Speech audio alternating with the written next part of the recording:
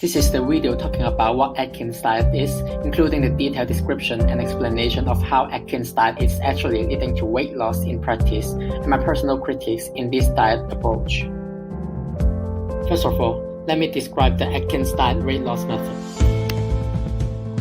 Atkins diet is basically one of the low-carb diets which suggests high proportion of protein and fat sources. Atkins diet allows a restricted amount of proteins and fats such as meat, cheese, and eggs, but with strictly limited amount of carbs such as sugary food and whole grain products. The Atkins diet includes 4 phases. Phase 1. Induction. The induction phase is the most restricting and the toughest phase of the whole Atkins diet process.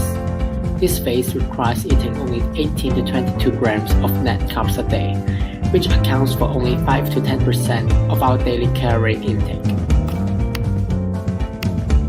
The individual should stay on this phase for at least 2 weeks and significant weight loss should have been observed.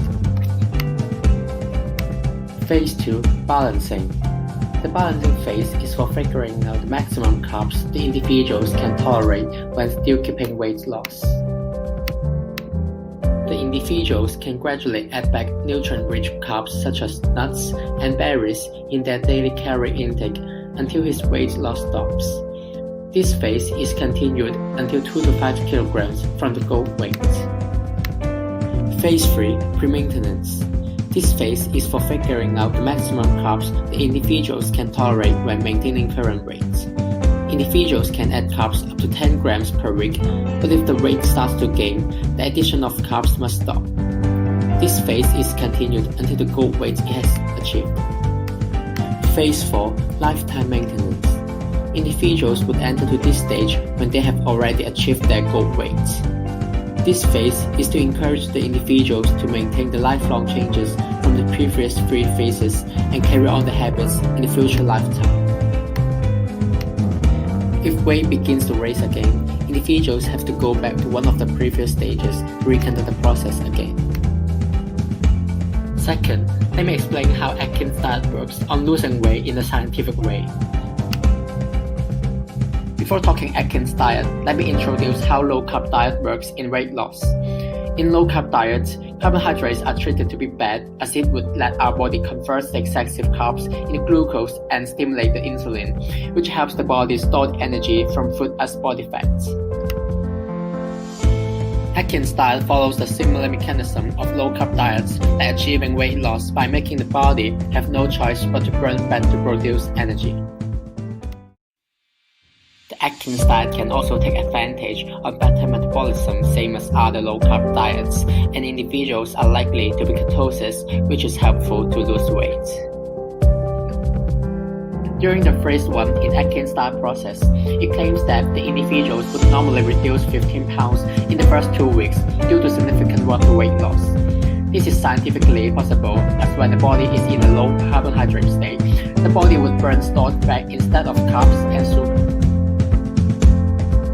The body would then generate ketones in blood to help the burned fat excrete from the body via sweat or urine, which is great for weight loss. It is also claimed that the metabolic circumstances would be maintained in the further phases, that the body would love to burn fat in priority even the carbs intake is added back. The difference of Atkins diet from other low-carb diets is that Atkins diet is claimed to achieve weight loss while still eating high-calorie food. It sounds ridiculous, right? But it has its mechanism on it. Atkins diet can provide more satiety from the diet by encouraging users to eat proteins and fats instead of carbs that the majority of diets may not achieve. Some assertions to say that the proteins and fats are giving more food satiety to the users as they are carrying more energy. Noakes and Wins claims that the increase of proteins intake can stimulate satiety and thereby inhibit appetite. Pasteur and Samuel states that high-protein diet can affect the endocrine system, the cognitive and neural system, which is influencing satiety supply. Satiety is a key factor to inhibit individuals from continuously craving food and reduce the likelihood of consuming too much calories unconsciously due to hunger. In the last part of the video, I will talk about my critiques of Atkins Atkins-style weight loss method, and this part will be a feasible video.